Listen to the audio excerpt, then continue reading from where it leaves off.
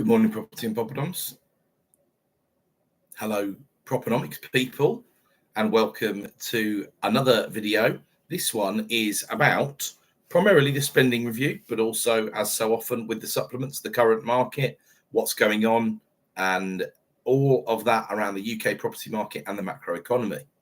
So for those who haven't listened before, I like to start with a quote.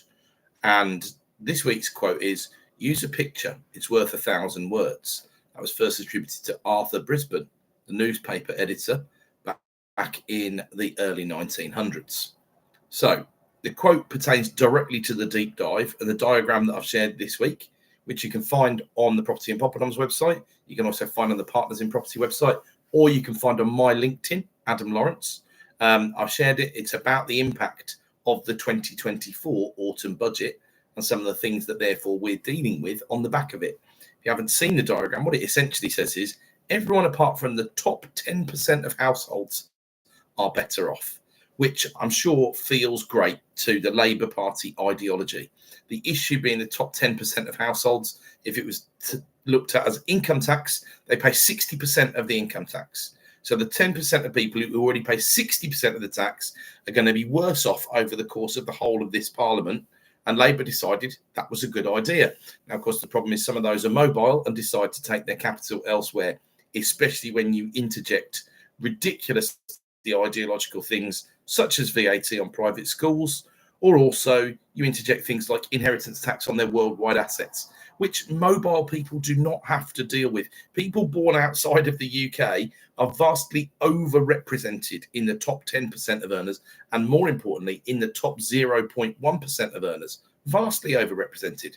And it's as simple as, if you've already moved in the past, moved your whole domicile, moved your country, moved your family, moved whatever, you're probably more likely to be able to move again quite easily to a regime that is much less ridiculous about trying to tax you on your worldwide assets when you pass away. Imagine being a billionaire and voting for that. It's not going to happen, is it? Ultimately, it's just not going to be something you're not going to love the UK enough, most likely in 90% of cases, to stay, regardless of what happens to your wealth when you pass away, the wealth that you've worked so hard for. So there we go. But that's why I wanted to share that diagram. Now, before I go in full throttle, Rod and I are running another workshop, property business workshop, in July, Thursday the 3rd. It's creeping up on us, just over a couple of weeks away. Joint ventures and mergers and acquisitions this time around. It's always a popular one. A whistle-stop tour of the agenda. We're going to talk about market dynamics, JV opportunities, and optimal legal structuring for property businesses. Learn the pros and cons of limited companies, share classes, shareholder agreements, and sustainable JV models. Dive into capital structuring, comparing debt versus equity, managing risk, and understanding personal guarantees. Gain insight into property M&A from due diligence all the way through to asset versus share purchases. Apply concepts through 2 in-depth case studies, acquiring an asset-backed property company and navigating a distressed business sale. Understand strategic disposals, company wind-ups, and how to negotiate under pressure while maximising value. Now, we're still at early bird ticket stage, just about a 10% discount. There's less than a week or so to go on the early bird, so don't miss that discount. bit.ly/PBW7. There's also a link in the show notes. Now, my new segment of the supplement is called Trump Watch, and surprisingly enough, there's stuff to watch every week. So what did he get up to last week? Well, he got busy with the National Guard and the Marines in California. There was a legal battle around all this, and then it was overruled, and then the overrule was overruled. Executive orders were also signed to repeal the gas-powered, or petrol diesel cars, as we call them, or ICE cars, as we also call them these days. They're banned in California from 2035 in terms of the sale of them. But an executive order was signed to get rid of that, basically overruling what is the single most democratic stronghold of all, California, and trying to overrule the governor there at the federal level.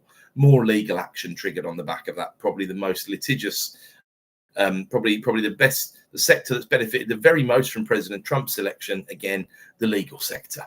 Then there was a disclosure of $600 million of income, including $57 million from crypto token sales for the president. So I think the most charitable thing you could say about that is blending business and politics together.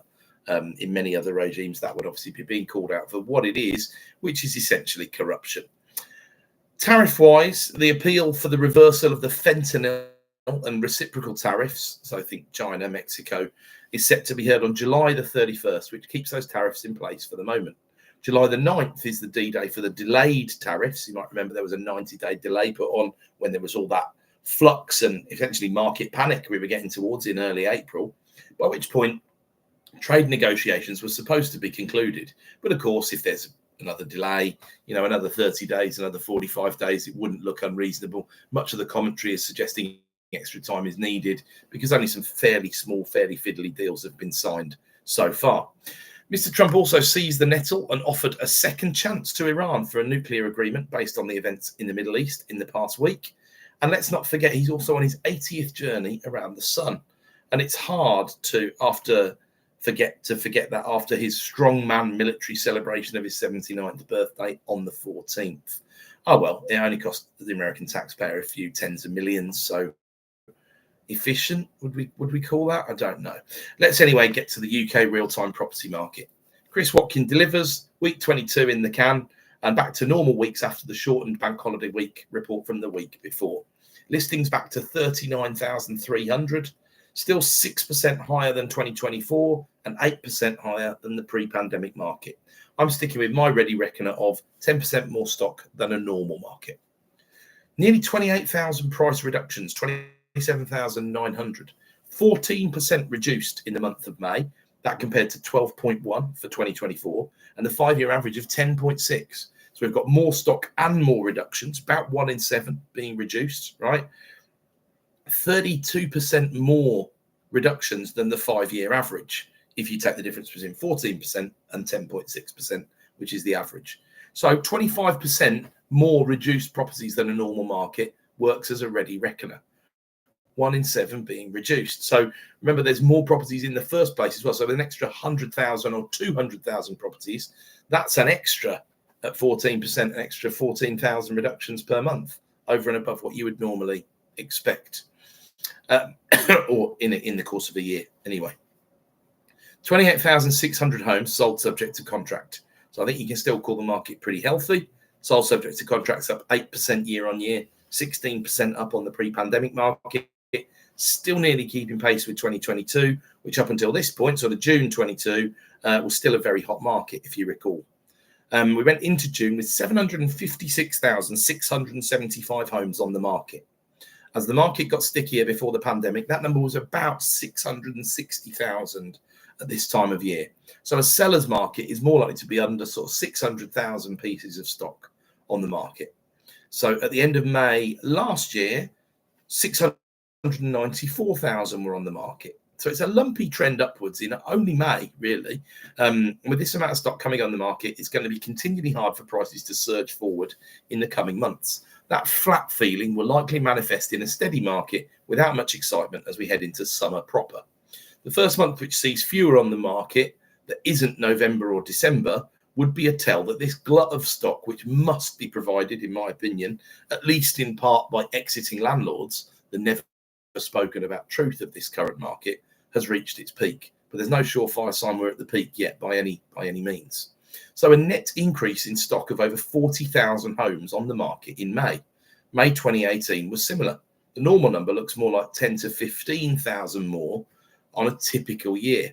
I'm not reading too much into that just yet. 1 month, who knows? Stamp duty holiday, or stamp duty changes at the end of March. We can't read anything too much into that so far, but it is informing some of the headlines you will have read about flat markets, about Rightmove indices dropping and other people printing a fall in the market and all the rest of it. We'll see more in the RICS report. So, like I say, don't read anything into one single month. Rarely do I ever advocate doing that unless there's been a real black swan style shock. Now, if buyers don't match sellers, what has to give? The important figures are demand is up year on year, but supply is up more. That's essentially what's happening. So am I calling a drop in pricing? Well, no, I'm just calling not much of an increase, not keeping up with the increases still in wages and inflation, which are going forward quite a bit. I'm expecting flat output from Halifax and Nationwide's indices over the coming few months.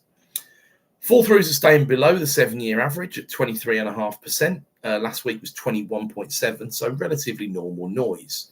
Net sales are playing ball, 6% up on last year, 11.2% higher than 17 to 19. Not quite 2022 levels, but the stamp cliff will have forced a few more transactions out of bed, of course. And as the year progresses, then in the absence of any more shocks, things will likely catch up because transactions were significantly disturbed by the 2022 budget and the bond markets, of course, in comparison. I always give Chris this weekly shout out because he's more prolific than only this epic tome that he releases weekly on the UK property market. Comes up with great stats on a regular basis. I'm grateful for him for the conversations he engages in with me and the stuff he sends over to me as well. If you're in the industry and you want to support in growing your business or in being a more effective communicator in general, being more in touch with your local market, that's his core business. So give him a shout.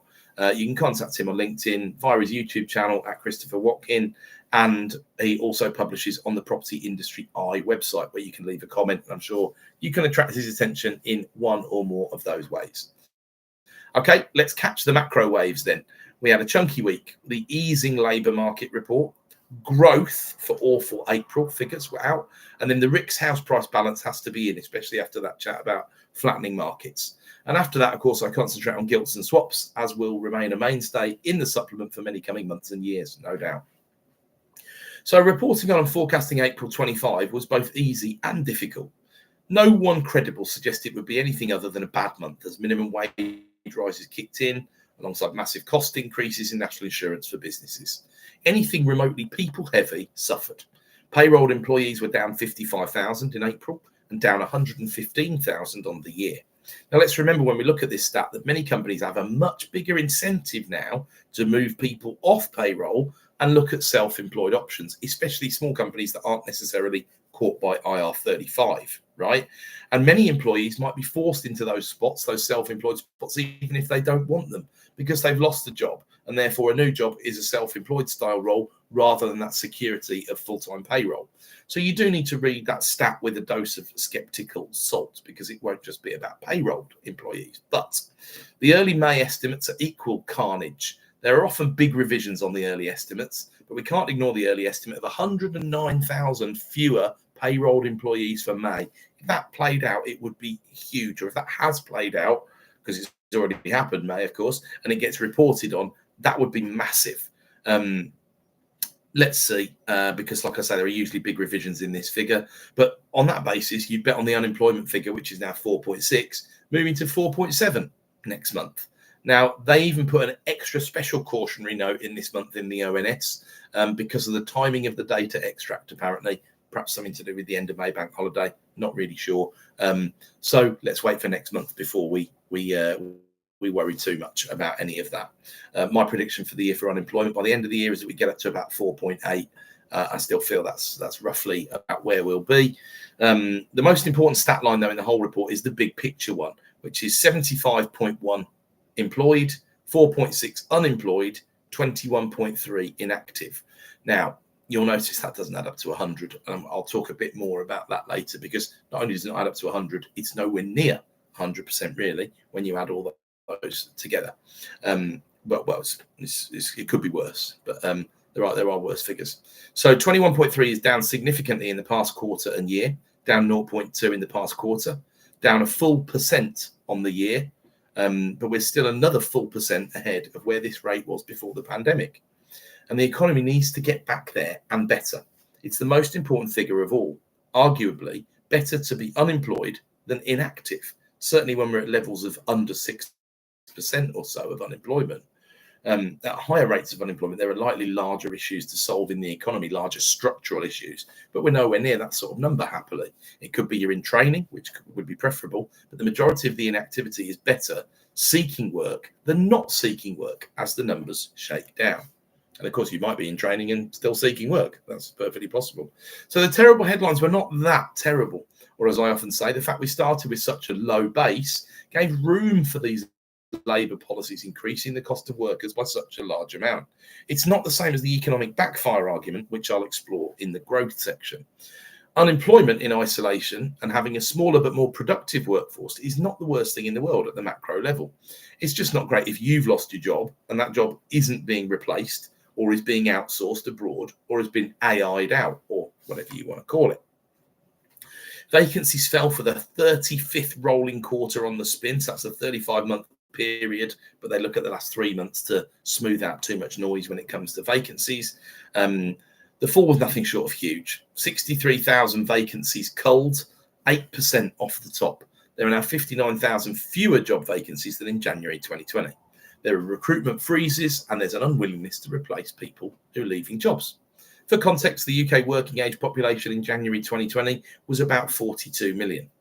In quarter 1 2025, it was about 43.2 million, so up about 3% over that time period. More people chasing fewer vacancies. So by comparison between that and Jan 2020, which many people might not remember with a lot of clarity because 2020 is remembered obviously for the pandemic, but that would suggest a more of an employer's market by comparison. And I think we'll expect that to play out over the coming months and years as it stands. Unemployment matched Economist expectations for the month. Average earnings came in a little below, about 0.2% below expectations, but we're still talking about low fives, 5.2 without bonus, 5.3 including bonus. So about 5.25 is a fair proxy. And that also breaks back as 5.6% in the public sector and 5.1 in the private sector, although there was an imbalance the other way during the pandemic, of course. So this breakdown was not in the ONS reports, even if you go back a year, unfortunately. So it's a new addition, which is good. Adjusted for CPIH, which is the ONS's preferred measure of inflation including housing costs, basically, this makes a real terms pay rise of 1.4 to 1.5%. And reasonable is the word I would use about that. Public sector employment is up 35,000 in the past year, and there were 47,000 working days lost to labour disputes in April 2025. In April 24, this number was down to 17,000, but there were many more months with this figure above the 100,000 mark and higher, as there were many post-pandemic pay disputes, which you will remember. So another way of looking at the figures would be to say that lower inactivity is driving unemployment. So since 1 year ago, 1% have become economically active, and that sees unemployment up 0.2, unemployment up 0.8. So that 80-20 split would be most welcomed if we took another 1% back from inactivity to activity, and that would take us back to the pre-pandemic level of inactivity, which would be a big day down towards the sort of 20% level, which would be great and should be our target.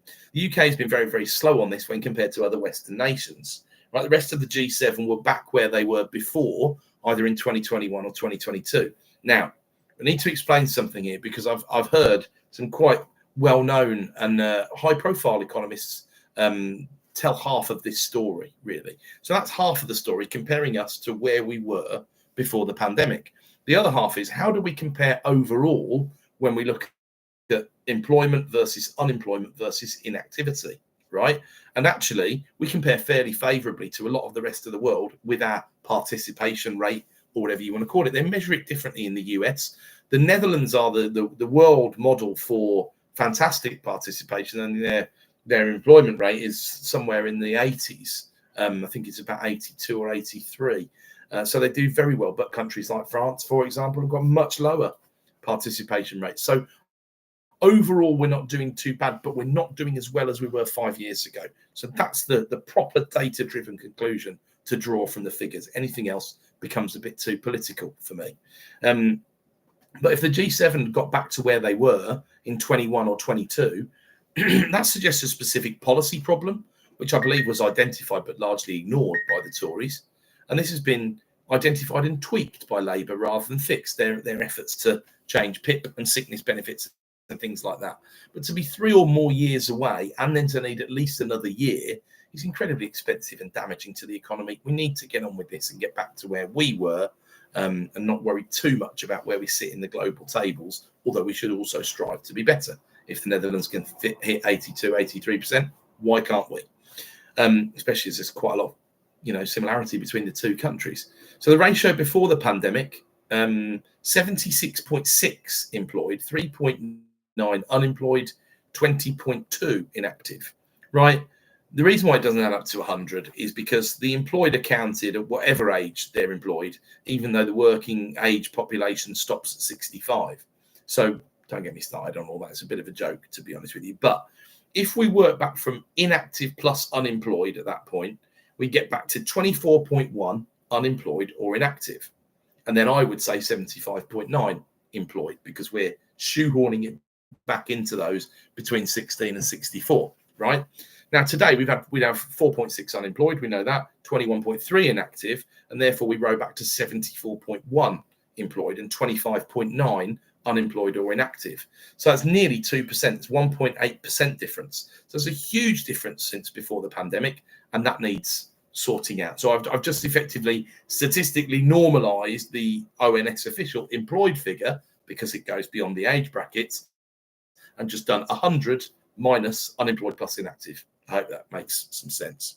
I think it's probably a better yardstick than the way they do the figures, if I'm honest with you, but there we go. So politics to one side, both the Tories and Labour have been poor. No wonder the person on the street isn't feeling any benefit from pre-pandemic. The time it's taken to get back to par is frankly ridiculous. And unemployment and inactivity won't be back down below this 25% level during this administration, I don't personally think, primarily because of massive increased costs. And with further labour market regulations set to come, it's further going to put employers off people's side of things and put them towards outsourcing, offshoring effectively, further automation, use of AI. As I say, probably a big three threats to employed jobs at the moment, one of them being relatively new over the recent years. It would take a real benefit squeeze to push us back to where we were after the state has expanded so much during the pandemic, and that expansion is set to continue in real terms at 1.2% per year on day-to-day spending. But anyway, more on that in the deep dive. So I hope for better figures for May's figures when they come out, but the expectation will be the same or worse based on the predictions. We know May was milder from the PMIs, but companies in there are still reporting shedding jobs. So the difference between 4.6 and 4.7 next month will be rounding, I'd suggest. Okay, on to growth then. Okay, that's the end of that section. No, I'm only kidding, of course. The worst month since the pandemic is in the can and confirmed, with awful April returning minus 0.3% GDP growth. I had pointed out some time ago that NISA's forecast for April being a positive month was basically crackers, and it's so it played out. Models don't capture step changes like the national insurance increase because they have no real precedent to work from, and because they weight near-term data far too strongly. We also had the tariff shock to deal with, which damaged exports, and indeed many exports have been front-loaded into Q1, which probably inflated our figures to get to that 0.7 when the underlying economy is doing nothing like 0.7 in Q1 of 2025. And of course, at some point, we've effectively borrowed from the future there. We'll pay for that in future growth figures. But we managed to absorb this minus 0.3 for April because we had a good couple of months before. So the rolling 3-month figure is still 0.7, which is way above expectations, mostly because of the February anomaly. Now, as usual with the ONS, I can't get this to add up because we had 0.5% on in Feb, 0.2 on in March, and then lost 0.3 in April, and somehow that's still plus 0.7. I don't know how, but there we go. We might have to start calling him the ON mess until someone steps up to the plate to sort that organisation out, frankly. Likewise, January drops out, 0% growth. April minus 0.3 drops in, but the rolling figure stays at 0.7, which is where it was for Q1. Go figure, if you'll pardon my pun. Services contracted 0.4 on the month, the same 0.4 they increased by in March. Production was down 0.6, construction was up 0.9. So what did badly in April? Perhaps it's not exactly what you'd expect, actually. Professional, scientific and technical activities, primarily in services, alongside information and communication, mostly driven, according to the ONS, by the front-loading of property transactions in March, thanks to the stamp duty deadline and its impact on the legal profession. So there you go. Stamp duty had far-reaching consequences. Who knew? The drivers forward in construction were new infrastructure work alongside private housing repair and maintenance. So more repair, less new is the current story, keeps being borne out in the figures. The ONS puts the blame on stamp duty and tariffs, mentioning the national insurance increases just in passing at the end. We've got to make our own minds up on that truth, it would seem. But of course, this shock isn't all going to be loaded into April by any means. Companies that were prepared may well have laid employees off and changed things around before April. Companies who had a bit of a shock in April, smaller companies who might not have budgeted effectively or understood all the full impacts of the budget, are likely to act in May, June, July rather than having acted in April. So there is an element of logic in that, I suppose. So maybe if you put March and April together to make up for the stamp duty, because we had an increase and then a decrease in the legal services sector, and exports should improve when we see the May figures, because they would have been problematic in April. There's a lot of frozen stuff, and a lot of stuff then would have been kicked into May, although we don't know how much was front loaded into Q1. Obviously, it depends on what you're exporting, what the shelf life of it is, and all the rest of it, aside from anything else. So, yeah, speculative exports or imports from into the US, more likely in Q1, obviously impacted our figures. But we follow the logic through. Since the housing market largely looked to be repaired, as far as we saw from April and May figures that we've seen, no major dramatic shifts in everything, although the HMRC transaction figures for May aren't out until the 27th. So as usual, it's not as easy as it looks, but the 0.7 growth figure doesn't look real or reflective to me. I expect it will play out in dragging the rest of this year's growth figure downwards, not negative, but flat. The economic backfire argument I referred to is quite simple. By raising national insurance quite so much, the 25 billion raised, 5 billion was from the public pot anyway, the public sector cost. Another 4 billion came off corporation tax revenue. That's a 16 billion net raised, is equivalent to about 1.7% of economic growth. So there's an argument that since the announcement of the budget, economic growth is 1.7% lower than expected. Now, current revisions downwards since the budget are about 1 to 1.25, depending on which figures that you follow. And there were revised forecasts, of course. Then the entire project has raised nothing at all and has just increased unemployment. This is actually fairly typical in an advanced system. There's no free lunch, and every tax change is actually a trade-off. The real raise, therefore, is in the low billions if you draw a direct comparison between the NI announcement and the lack of growth. And some of that will play out over a couple of years just because of discouraged investment as well, which is very hard to monitor because we only know what happens, not what would have happened if something hadn't changed, if that makes sense. But yeah, like I say, it's trade-offs. That's economics for you as a general rule, right? It's a trade-off of resources. So there's also even more that we're not in control of here as well. Bear in mind, tariffs, Mr. Trump driving investment money out of the United States, potentially into the UK. The flight from the dollar is fairly unprecedented stuff. Still plenty of time for that to play out after all. And it might just be the case of not being able to take as much advantage of that as we would have liked. You could just reframe it as it's better to be lucky than good, which definitely applies in government. The first form of luck is not getting bad luck. No real economic crises to deal with, for example. So to finish off on growth and the lack thereof, NISA, the National Institute of Economic and Social Research, who have pretty good forecasts in normal times as a general rule, they see Q2 growth at 0.3. Bear in mind, we're kicking off with minus 0.3. That sounds super hopeful to me. This would see, although the logic doesn't work, their May forecast at about 0.2%. So in spite of falling way short on April's forecast, they've only revised this downwards from 0.4 to 0.3. Now, I think 0 to 0.1 would be more realistic, and minus 0.1 is perfectly possible for Q2. Let's face it. PMIs have recovered, but only to flat levels, although this doesn't necessarily play out straight away. We've got a couple of weeks left now of Q2, that's all, but don't have any major UK-specific economic crises to deal with at this time in the next fortnight. Depends what happens to the oil price, of course. That has a relatively quick impact, certainly on pockets at the petrol pumps. But just as a postscript to the growth here, I actually looked at the end of the last stamp duty holiday. So you might remember the 2020 holiday announced, scheduled to end in March 21. There was a really quite late stay of execution, risky on the 23rd of March 2021, actually announced they were going to extend until June 21 or the end of June. So that helped a bit with bottlenecks and things and lots of transactions not falling apart. But indeed, in July 2021, by far the largest negative contraction was in exactly the same sector to exactly the same amount. So professional, scientific and technical activities, because it captures the legal sector, right? So the ONS report for July 2021 actually said the drop in legal activities and real estate activities on a fee or contract basis, which fell by 10.4%, reflects the partial end to the stamp duty holiday period in England and Northern Ireland. So the piece of reasoning that the ONS have used does stack up. The contribution to GDP from just this sector alone was exactly the same in the 2 months being compared here by me, July 21 and April 25, minus 0.2% to the whole of the economy Huge numbers, 6 billion, thick end of 6 billion quid, right? Still got to explain another 0.1 just to get back to zero. The other two sectors that contributed about minus 0.1 to GDP was the repair of motor vehicles and motorcycles. And perhaps that's just because in April the new registrations are out, so repair goes down, new goes up.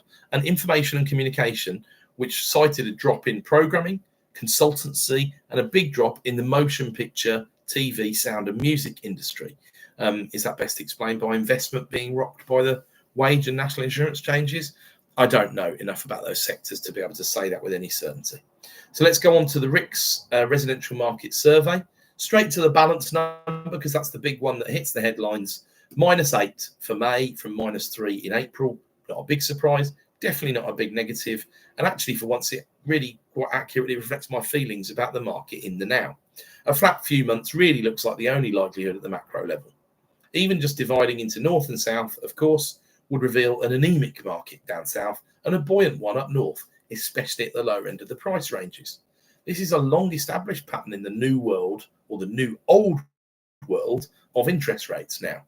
There'll always be micro markets that are hot for a variety of reasons. For example, if you're interested or you live in Norfolk and you're not already heavily involved in Sizewell C-related projects, give your heads a wobble. Get over to Leiston. The rest of the survey, new buyer inquiries at -26%, not good, but an improvement on March and April. Sales agreed stuck at -28 from -30. 3-month expectations -5%.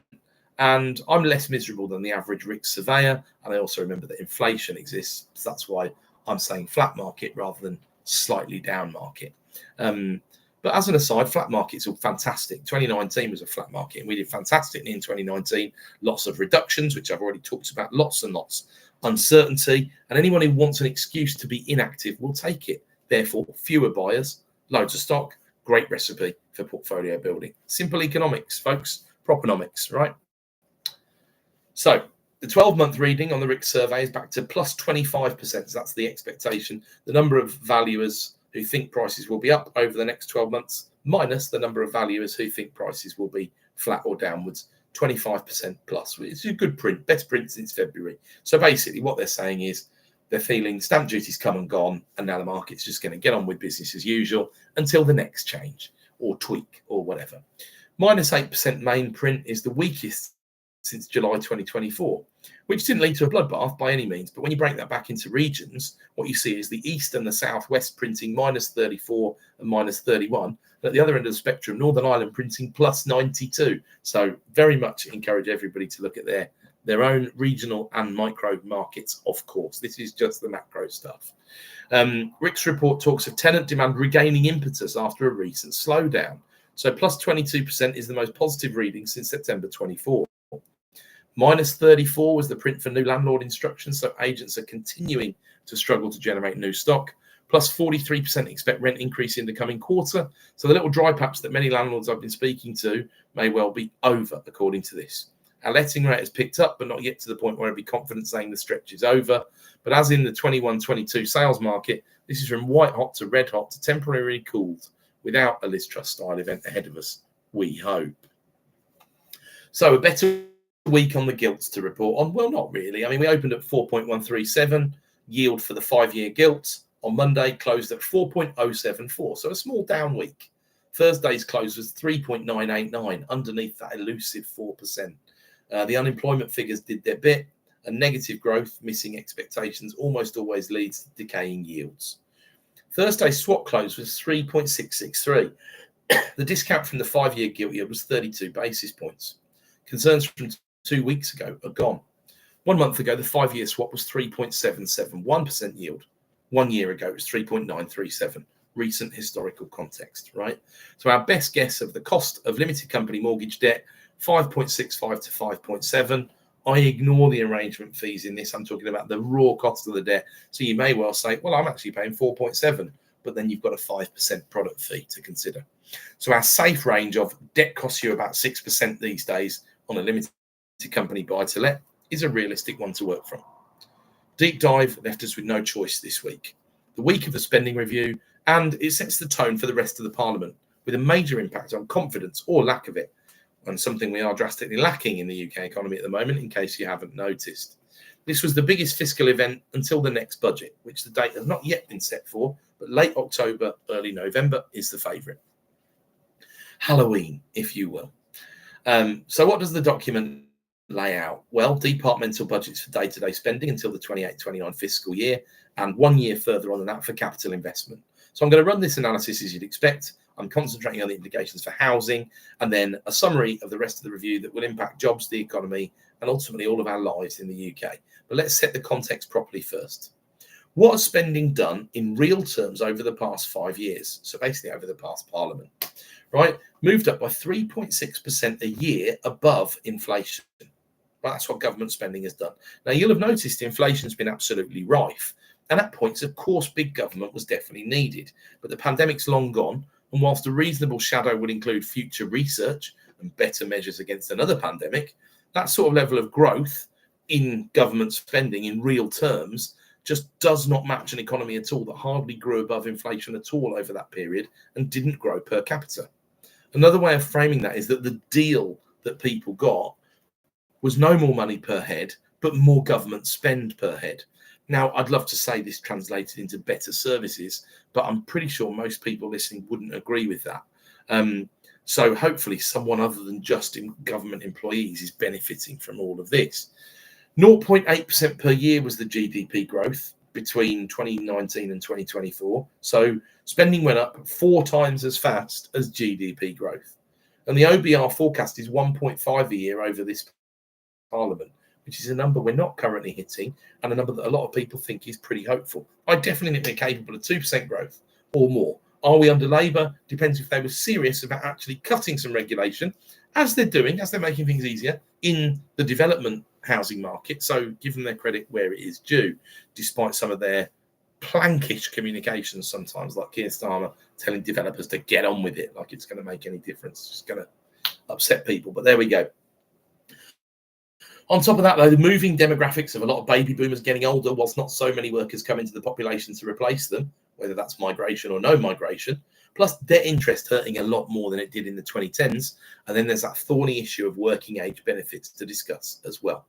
So the report and the jargon splits expenditure, and this is important to understand, between day-to-day and capital investment spending, right? So day-to-day real terms increases 1.7% per annum real terms over this parliament. That should be what the people feel in the now if we don't have another crisis. 90% of this, 90%, is going to health / the NHS, excluding devolved departments, so excluding Scotland, Wales, etc. Other departments are therefore getting very little of this day to day, or they're getting real terms cuts, right? At a high level, the Home Office is in there for cuts, political low-hanging fruit, plus a genuinely messy asylum situation left by the last government. They're going to cut 2 billion on asylum spending, we're told, and no more hotels within 12 months, we're told. There's another spending review next year, of course, and this isn't set in stone. Indeed, I've commented many times that when another year rolls around, it's just another year to pretend to steal from or make tough decisions in. When it gets here, that can all just be kicked another 5 years down the road. Okay, where does housing come into the equation here? Well, a ready reckoner is always the number of times a term is measured, is mentioned in the report. Housing gets 53 mentions, defence gets 84, health 65, and the NHS 58. So it's fair to say, whilst it didn't get a lot of headlines in the other major macro reviews, some of that because the big headline was the 39 billion for affordable over 10 years, and that was of course broken, as pretty much all of these things were, leaked / news was broken in the lead up to the spending review, so it wasn't a surprise. It's still obviously very much certainly very near the top of the agenda, or well in the Overton window, the political topics of the moment, the things that are allowed to be discussed, if you like, at the moment. Child poverty is also high up on the agenda, of course linked to housing, without doubt. Housing plus free school meals and breakfast clubs are the biggest ingredients there, as this government sees it. There's much made of the 10-year affordable homes programme. Last week, the report I analysed suggested there would just about be enough money if all the affordable homes were indeed at affordable rents, aka LHA, and they were delivered by not-for-profit RPs, registered providers, right? Not that they're geared up to deliver 90,000 homes a year, but that's another story. And that would also leave us with 0 social homes, or homes at social rents, to be more accurate. That's just not a reality this government's prepared to face. They also throw the Warm Homes Grant Scheme into the mixer, which will provide insulation, heating and solar for EPCs D to G, households under 36,000, roughly the median income, with up to 30,000 available per house. 15,000 for insulation, glazing, solar and battery, 15,000 more for low carbon heating or heat pumps. So there's 100 million for early interventions to prevent homelessness that appears relatively quickly in the report, alongside 950 million of capital investment to the local authority housing fund to increase supply of temporary accommodation and drive down B&B or hotel costs for TA, temporary. Housing for the Oxcam corridor rears its head again. I don't think outside of rail and infrastructure generally to make this happen, the government will have much of a problem here at all in the private sector, because there'll be developers queuing up because the demographics, the household incomes and the likes will stack up in that neck of the woods with no problem whatsoever. So it's page 31 of the report before we get to a whole section named housing. The report describes a major shortage. They are still utterly stupidly talking about 1.5 million homes, whilst their absolute best case following wind scenario could look to be like perhaps delivering 300,000 homes in one of the years in this parliament or beyond it, and then multiplying that by 5. It's just such poor rhetoric when, whatever happens, the vast majority will be built in the private sector by for-profit house builders who the government have pretty much no control of, especially without using any help to buy style schemes, which they're not at the moment. Then there's a reminder, which is a fair one, that the rewrite of the NPPF, the National Planning Policy Framework, was judged to be worth 0.2% of GDP and boost the economy by 6.8 billion by 2030. That should be all of our styles. Move some words around to add billions to growth and the tax take. What about beyond the much publicised but inherently vastly insufficient for social housing 39 billion pledged? The report also refers to 4.8 billion in financial transactions, or FTs, catalysing additional private investment to further boost house building. What does that actually mean? Well, there's a whole box on it in the report, and the claim is the government is fostering an entrepreneurial state, and FTs allow the government to invest alongside the private sector through equity, loans and guarantees. These fit within the fiscal rules framework, which is why the government likes them. The claim in the report is that this allows the capacity of public financial institutions, think like the National Wealth Fund project and the British Business Bank, to increase by around 40% this parliament to 137 billion, which is by no means a small number. But what needs to happen? Well, a financial return or a clear benefit for taxpayers. There's an annual report too. There are new opportunities identified here for FTs to drive growth, and there's an increase of 9.6 billion over the period, which will be reflected in this autumn's budget, we're told. There's a £1 billion increase to the devolved governments. This total capacity, the 137 billion, is of course a bit smoke and mirrors because it includes guarantees and also recycling of previous financial transactions. But let's talk about the split. The National Wealth Fund is 18 billion of loans and equity and 10 billion of guarantees. The British Business Bank is fairly similar, 17.5 billion loans and equity, 8 billion of guarantees. UK Export Finance, though, is where all the money comes from, with 10 billion of loans and equity and 70 billion of guarantees. And then GB Energy with 4 billion of loans or equity. Now, it's not clear on the split between loan and equity, but of the claimed 137 billion, 49 is actually loans or equity. So 4.8 billion extra, it's clear that housing actually forms a really small part of this, and this really deserves to be more in an export section than a housing section, but there we go. And of course that makes sense because the sector needs repair after Brexit, whichever way the state decides to go with it, if it ever properly makes its mind up. And then the last line in the report on the housing section, the UK is to launch a UK-wide mortgage guarantee scheme in July to ensure the consistent availability of mortgages for buyers with small deposits. This will be badged, I'd imagine, as the solution to the deposit problem, but will it move the needle? Well, rest assured it will be analysed when it comes out, but it does seem to form part of the plan for the only department that Labour really seem to have a plan for, housing. Pound for pound, they get far less criticism for their housing policy. Of course, the 1.5 million homes is derided, and correctly so. But other than that, really, much less criticism than their other policies from what I've observed anyway. Next mention of housing comes under devolution and regional growth. A new local growth fund for specific mayoral city regions in the North and the Midlands. If they still called it thus, this would be levelling up, of course. This is 2026 territory, and there are no numbers yet. There's a promise to analyse the competitiveness and the complementarities, which is a new word on me, to be honest with you, between housing and transport projects, which is badly needed as an approach, really. But will it happen, and how will it happen? Next up, £500 million or so into the children's social care system, another £500 million to pump into the estate that delivers all of that, supporting refurbishment and expansion. So this is Labour's foray into the private sector that is publicly making a lot of money in this area at the moment, which is currently nowhere near as dramatic as promised. A lot of the increase in the overall budget of the ministry, which is Housing, Communities and Local Government, as it's now named, MHCLG, you might have lost track with a number of name changes over recent years, is actually the financial transactions as named above. Now, I like the idea of the co-investment as a minority shareholder or equity provider of the state. I think the state's got a great role to play in that, especially in the UK, where it's hard to raise equity for things. There should be great opportunities around them. You know, the state has the lowest cost of capital of anybody. I'm just not convinced it's the same as actually spending it, because as a minority, how much control will the government have over all of that? And they'll either need 10 times as much or 1/10 of what they forecast, in my opinion, rather than being able to forecast that accurately. Back to the affordable programme now. Of the 39 billion pledge, there's a reminder and some clarification. It hits 4 billion a year in 2029-30 and then goes up every year with inflation. So it's effectively protecting it for the 10-year period.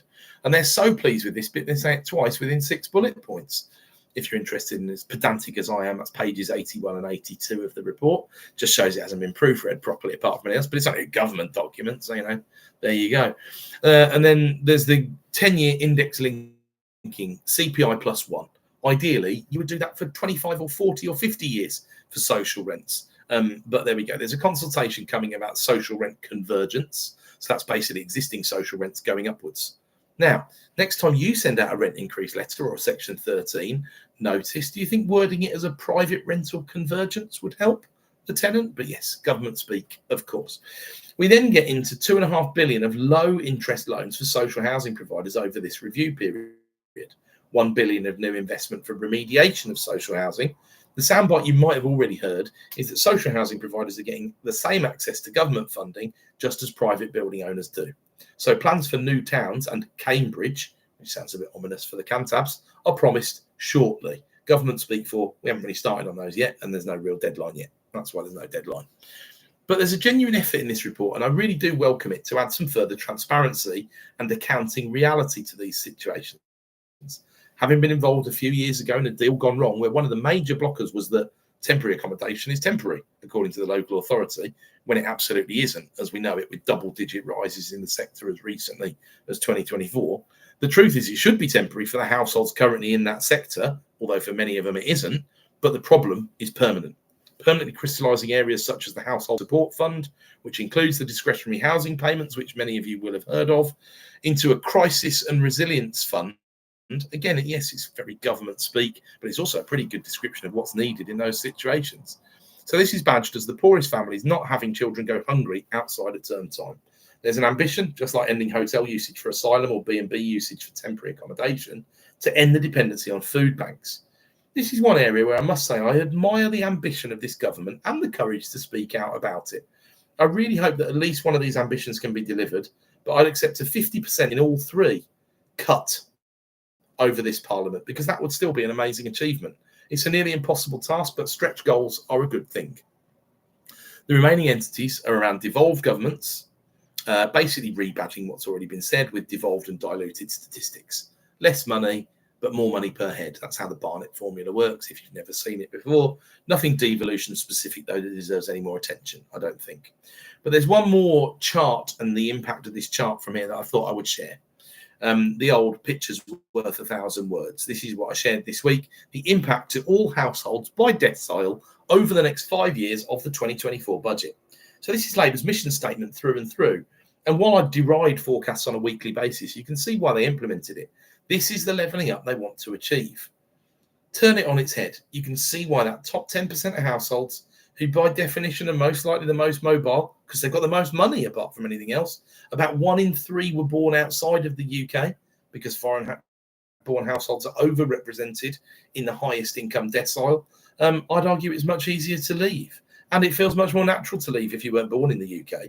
So the analysis is great as long as it doesn't lead to disproportionate numbers of the top 10% who pay that big old slice of the tax, 60% of the income tax, as I said earlier, leaving because things have got worse for them over 5 years. It's just not much of a deal, is it? And whilst, again, it brings to life the Labour proposition, it might just also be the best representation of why we do end up losing a lot of high-income households over the coming years.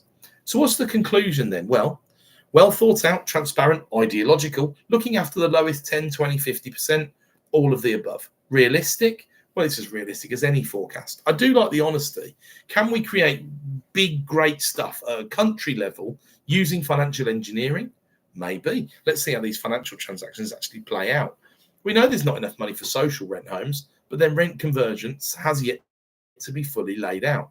The sooner they adopt the community rent model from Darren Rodwell, which I've talked about before, or an equivalent flex rent model that Granger tend to talk about, the sooner that happens, the better. Interesting, the cap proposed in such a model is 40% of income, but we're told everything above 30%, according to the ONS, is not affordable.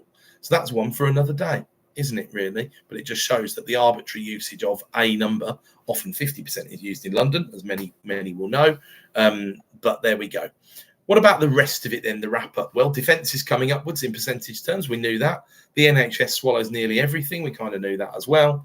The report was criticised as being hard to understand, which I hear, but I dare say that there's actually been an attempt here to communicate with those that understood what was being communicated about. And yes, there's a sprinkling of ideology, and yes, there's the occasional passive-aggressive reference to the terrible inheritance, although it's impossible not to remember that. And so it very much wasn't for clicks. This is actually a report with a purpose, and it had a go at delivering it. The IFS director, the Institute for Fiscal Studies, Paul Johnson, made the point that it's all about how it is spent rather than the forecasts, but the decisions were and are incredibly tough. Well, as Paul knows, that's economics, right? But he closes his analysis by pointing out we'll be watching the performance versus the forecast in the autumn from the OBR, and we absolutely will. In fact, I'll be watching the OBR output here monthly. That's the outturn versus the forecast. How much did we borrow versus how much did the OBR forecast we were borrowing? Forget everybody else because they really don't matter. What matters is the OBR because that's what sets the tone for the budget. And that's why I'll be looking at that monthly, including in the following week's supplement because it's time for that report. So we're not looking at more tax rises today, as I see it, in October or November. What I'd be doing if I was Rachel Reeves is I'd be trying to look at how we can stop people saving so much and start them spending it because we badly need to make that happen. So in other words, take away incentives for saving because people are saving too much as it is. Drop the ISA cash limit and then push them towards equity investments or not saving that money and spending it instead. I think that's by far the best way. But what will happen in July when tariff gate kicks back in? What happens if oil goes over $100 a barrel? It's the same as usual. The risks are to the upside in terms of yields, unless the mess gets recessionary and then rates will be cut. We're not heading for that in a realistic scenario I can see at the moment, but we are in for a bumpy ride, so stay tuned. Now, as we've come to the end once more, remember to book your tickets for Thursday, 3rd of July, next Property Business Workshop, joint ventures and mergers and acquisitions. Another great day of learning and discussion is guaranteed. Now, remember those early bird tickets have only got a week or so left, so book quickly at bit.ly/PBWSEVEN. Link is in the show notes. And above all, please remember to keep calm, always listen to the supplement and carry on. There will be opportunities abound this year and towards 2030. The risks around at this time, whilst they feel significant, the geopolitical ones, are far less meaningful to the UK housing market than they have been for several years. Of that, I have no doubt. Good luck.